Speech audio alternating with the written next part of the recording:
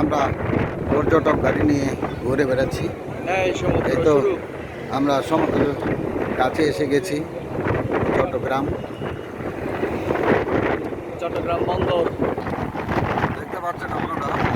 চট্টগ্রাম শহরের গায়ে চলে আসছি, আমরা পর্যটক এলাকায় চলে আসছি।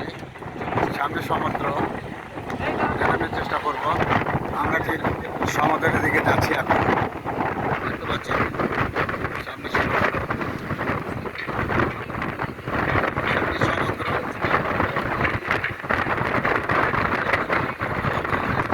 একেবারে সমুদ্রের কাছাকাছি এসে গেছি আমরা।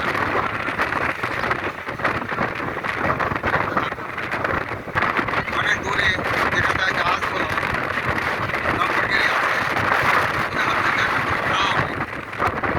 আমরা সমুদ্র সৈকতের গোল ঘেঁষা রাস্তা দিয়ে যাচ্ছি।